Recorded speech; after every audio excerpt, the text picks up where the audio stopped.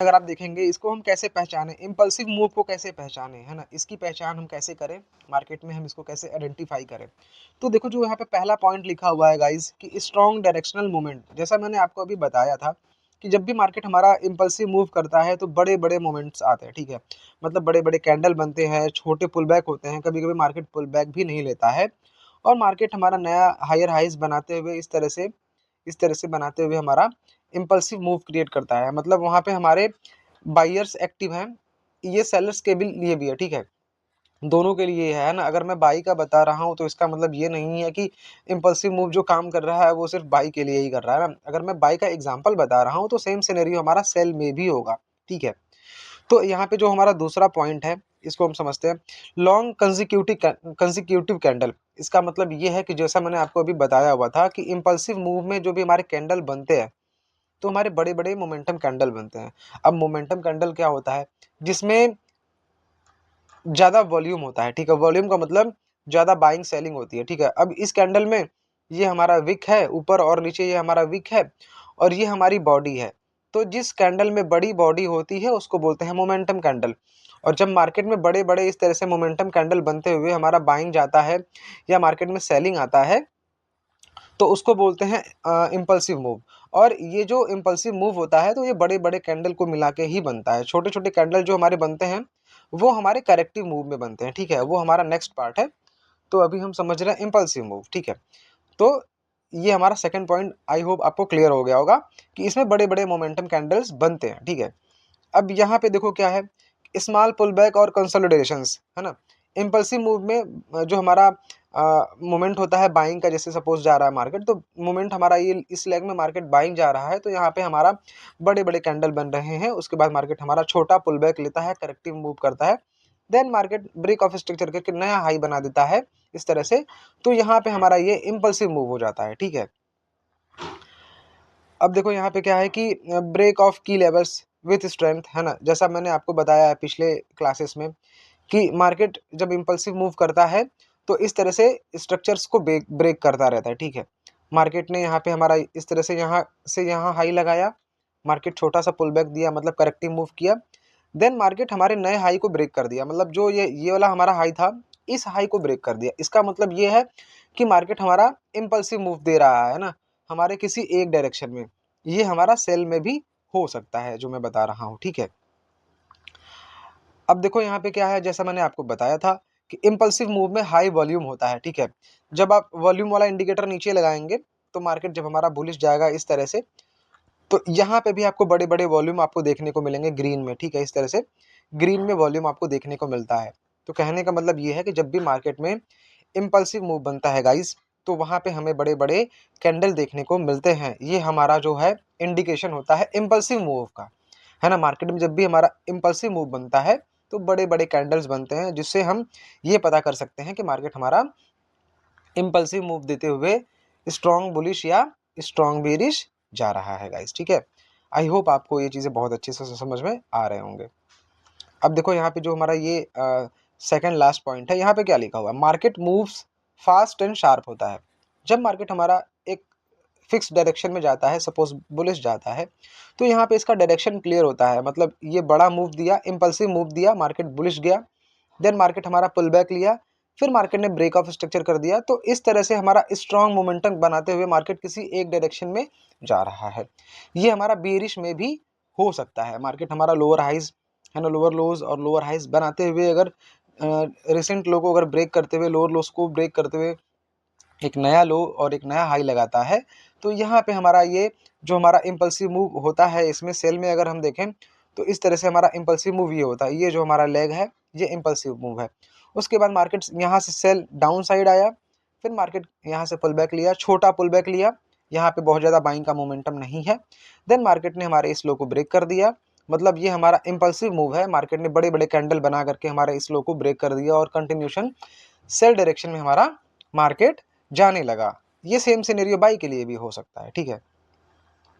अब देखो यहाँ पे जो लास्ट पॉइंट है गाइस, यहाँ पे लिखा हुआ है कि लेस टाइम इन कंसोलिडेशन, मतलब कि जब मार्केट हमारा किसी एक डायरेक्शन में जा रहा है तो मार्केट हमारा सपोज जैसे कि मार्केट हमारा यहाँ से बाई गया, हाई लगाया, मार्केट लो लगाया, ठीक है, तो मार्केट हमारा इस हाई और इस लो के बीच में अगर कंसोलिडेट कर रहा है तो ये हमारा इम्पल्सिव मूव नहीं है ना, ये हमारा पुल बैक के अंदर आता है, यहाँ पे हमारा साइड बेस हो गया। देन मार्केट में ब्रेकआउट आ गया, ब्रेकआउट आने के बाद जैसे ही मार्केट हमारा इस हाई को ब्रेक कर दिया मोमेंटम कैंडल के साथ, तो हमें ये कंफर्मेशन हो गया कि मार्केट ने हमारा जब ये बड़े बड़े कैंडल बनाए तो इम्पल्सिव मूव देते हुए मार्केट हमारा नया हाई लगा दिया, मतलब कि मार्केट का ट्रेंड जो हमारा कंटिन्यूशन होने लगा, है ना। तो आई होप आपको ये चीज़ें अच्छे से समझ में आ रही होंगी गाइस, ठीक है।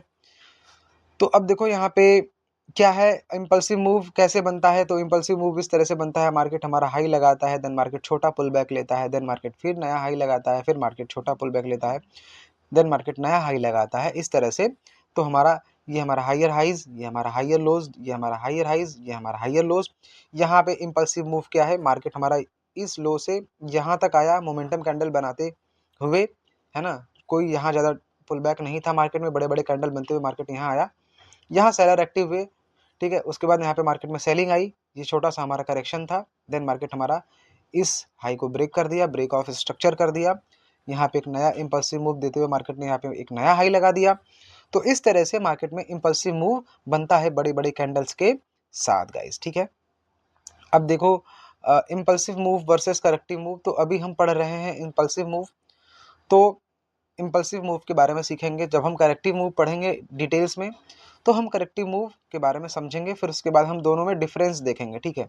इम्पल्सिव मूव क्या होता है, करेक्टिव मूव क्या होता है, यहाँ पे आपको अगर छोटा सा हम बता दें तो इम्पल्सिव मूव में फास्ट मूवमेंट होता है, मतलब मूवमेंट ज़्यादा फास्ट होता है, स्ट्रॉन्ग मतलब बड़े बड़े कैंडल बनते हैं, पुल बैक जो होता है छोटा होता है, कैंडल के मूवमेंट जो होते हैं वो बड़े बड़े मोमेंटम कैंडल्स बनते रहते हैं, ठीक है।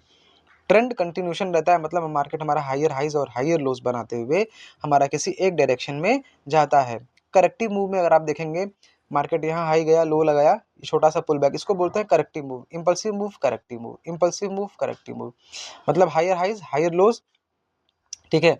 मार्केट हमारा जब तक हमारा नया हाई को ब्रेक नहीं करता है तब तक हमारा ये करेक्टिव मूव बनाता है, ठीक है, इस तरह से। तो यहाँ पे अगर देखेंगे तो स्लो मूवमेंट होता है करेक्टिव मूव में, वीक कैंडल मतलब छोटे छोटे बेस कैंडल, है ना, इस तरह से छोटे छोटे बेस कैंडल बनते हैं, ठीक है। मार्केट जैसे हमारा बुलिश जा रहा है, बुलिश जाने के बाद जब हमारा मार्केट बेरिश आता है करेक्शन मोड में, तो यहाँ पे छोटे छोटे कैंडल बनते हैं, ठीक है।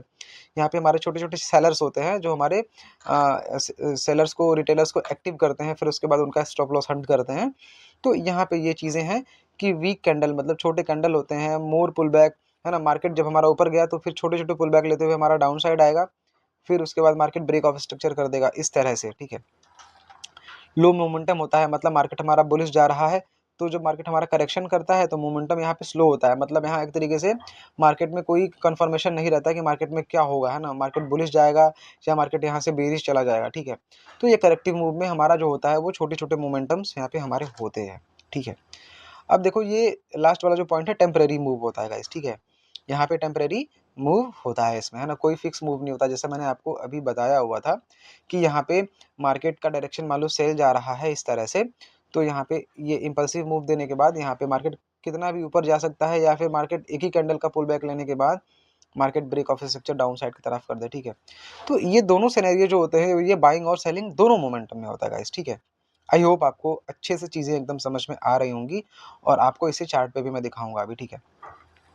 अब इम्पल्सिव मूव, अब ट्रेंड बुलिश मूव, जो चीज़ें मैं आपको बुलिश में बताऊंगा वही चीज़ें आपको बेरिश में भी देखने को मिलेंगी, ठीक है। यहाँ पे क्या है, इसको कैसे ऑब्जर्व करते हैं, ब्रेक ऑफ स्ट्रक्चर के बाद यहाँ पे इम्पल्सिव कैंडल मतलब बड़े बड़े मोमेंटम कैंडल बनते हैं, मार्केट हमारा नया हायर हाई बनाता है, पुल बैक शैलो होता है, छोटा होता है, ट्रेंड लाइन से प्राइस बाउंस बैक करता है, ठीक है। मार्केट जैसे ट्रेंड लाइन है, ट्रेंड लाइन पे मार्केट बार बार इस तरह से रिस्पेक्ट कर रहा है, तो यहाँ ट्रेंड लाइन पे आने के बाद मार्केट बाउंस बैक कर गया, मतलब रिस्पेक्ट कर रहा है ट्रेंड लाइन को, बार बार यहाँ से ऊपर जा रहा है, ठीक है। कंटिन्यूशन मार्केट हमारा एक ही डायरेक्शन में जा रहा है, ये बाइंग या सेलिंग दोनों में हो सकती है, ठीक है। यहाँ पे जो भी हमारा मार्केट में ब्रेक ऑफ स्ट्रक्चर होता है बुलिश में या बेरिश में बहुत ही स्ट्रांग होता है, मार्केट जब हमारा पुल बैक लेने के बाद हाई बनाया, मार्केट जब उसकी डाउन साइड में ब्रेक किया, या ये बुलिश में भी है या ये बेरिश में भी है, ठीक है। तो मार्केट जब हमारा ब्रेक ऑफ स्ट्रक्चर करता है तो मोमेंटम कैंडल के साथ ये हमारा ब्रेक ऑफ स्ट्रक्चर करता है गाइस, ठीक है। अभी इसको हम लाइव चार्ट में समझने की कोशिश करेंगे और देखेंगे कि रियल चार्ट में इसको किस तरह से हम आइडेंटिफाई कर सकते हैं इम्पल्सिव मूव को और करेक्टिव मूव को। यहाँ पे गाइज देखो दो चीज़ें होती हैं, इंटरनल स्ट्रक्चर्स और एक्सटर्नल स्ट्रक्चर, ये जैसा मैंने आपको पढ़ाया था। तो ये भी चीज़ें होती हैं, बट यहाँ पे आपको कन्फ्यूज़न नहीं होना है, ठीक है। यहाँ पे कुछ इंपॉर्टेंट यहाँ पे पॉइंट्स भी लिखे हुए हैं, जैसा कि यहाँ पे आपको देखने को मिलेगा। ये सारी चीज़ें जो यहाँ पे आपको देखने को मिल रही हैं, how to identify impulsive move, वो मैंने आपको पहले ही बता दिया ऊपर, ठीक है। यहाँ पे ट्रेंड को आइडेंटिफाई करो कि मार्केट बुलिश जा रहा है या बेयरिश जा रहा है। फिर ब्रेक ऑफ स्ट्रक्चर का वेट करो, मार्केट जैसे मान लो बुलिश जा रहा है इस तरह से, तो मार्केट में जब ब्रेक ऑफ स्ट्रक्चर होता है उसके बाद पुल बैक आता है, देन आप ट्रेड को प्लान करो, फिर कंटिन्यूशन मार्केट में आप ट्रेड यहाँ पे एग्जीक्यूट करो अपना, ठीक है। इस तरह से आप ट्रेड को प्लान कर सकते हो गाइस, ठीक है। देन यहाँ पे जैसा मैंने आपको पहले बताया था कि स्ट्रॉन्ग इम्पल्सिव कैंडल का मतलब जिस कैंडल में बॉडी बड़ी होती है और विक छोटा होता है उसको इम्पल्सिव कैंडल बोलते हैं, है ना। ये लिखा हुआ है यहाँ पे कि इम्पल्सिव मूव को कैसे आइडेंटिफाई करें, वो चीज़ें मैं बता रहा हूँ। पुल बैक छोटा होता है, ट्रेंड के साथ हाई प्रोबेबिलिटी एंट्री लो, मार्केट हमारा बुलिश जा रहा है, ट्रेंड हमारा बुलिश का है, तो मार्केट करेक्शन करता है। करेक्शन करने के बाद आप कोई ऑर्डर ब्लॉक POI या कोई लिक्विडिटी टेकन ऑर्डर ब्लॉक या फेयर वैल्यू गैप, जो भी चीज़ें हैं जिस पे आप ट्रेड करते हो, जो मैं आपको सिखाऊंगा, है ना। तो कहने का मतलब ये कि ट्रेंड के साथ चलो, trend is your friend. Market में अगर आप ट्रेंड के साथ चलते हो तो आप पैसा बनाओगे, ट्रेंड के खिलाफ चलोगे भाई तो आप यहाँ पे ज़ीरो हो सकते हो, ठीक है। तो हम यहाँ पे जो सीख रहे हैं ज़ीरो नहीं, हीरो होने के लिए सीख रहे हैं, है ना। तो जो सीखता है वही जीतता है ना। प्रॉपर तरीके से इसको सीरियस वे में सीखिए, बहुत बड़ी चीज़ है, बहुत अच्छी चीज़ है ये, है ना। बहुत कुछ दे सकता है यहाँ से अगर आप सीखने पे सिर्फ फोकस करते हैं। ट्रेडिंग में एक थॉट है, मैं बताना चाहूँगा थोड़ा, कि focus on process not profit. अगर आप अभी सोच रहे हो कि मैं छोटी सी चीज़ें सीख करके प्रॉफिटेबल बन जाऊँ, तो ये इम्पॉसिबल है। प्रोसेस अगर आपका सही रहेगा तो आपका प्रॉफिट अच्छा होगा, प्रोसेस सही नहीं रहेगा गाइस तो फिर प्रॉफिट होना मुश्किल है। कुछ टाइम के लिए कर सकते हो बट लॉन्ग टाइम आप नहीं सस्टेन कर सकते हो, राइट। सो यहाँ पे कुछ टिप्स है वो मैं आपको बता देता हूँ कि इम्पल्सिव मूव के दौरान अगेंस्ट ट्रेड मत लो, है ना। इम्पल्सिव मूव जैसे चल रहा है, मैंने आपको भी बताया था, मार्केट जैसे मान लो बुलिश जा रहा है तो आपको बेरिश का ट्रेड नहीं लेना है। बेरिश का ट्रेड लोगे इस तरह से मार्केट पुल बैक करेगा, फिर उसके बाद बुलिश चला जाएगा। तो वो चीज़ें यहाँ पे लिखी हुई हैं कि इम्पल्सिव मूव के अगेंस्ट ट्रेड मत करो, ट्रेंड के डायरेक्शन में ही ट्रेड करो। जैसा मैंने बताया था, ट्रेंड इज़ योर फ्रेंड।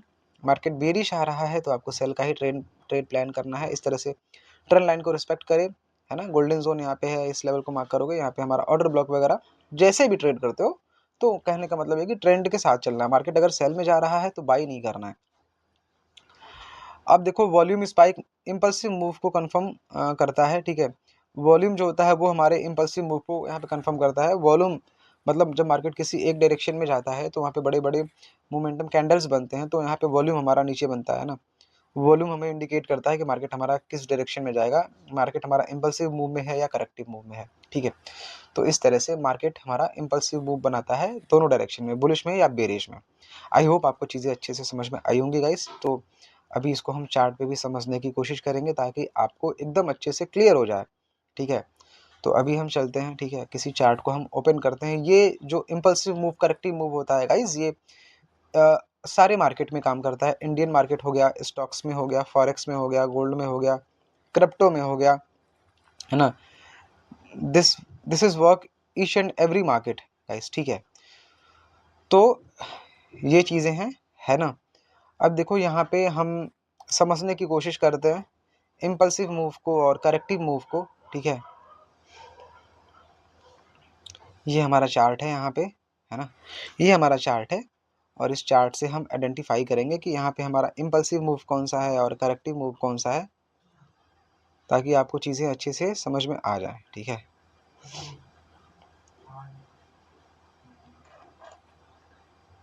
एक मिनट, इसको 5 मिनट में कर लूँ, अगर चीज़ें अच्छे से समझ में नहीं है तो।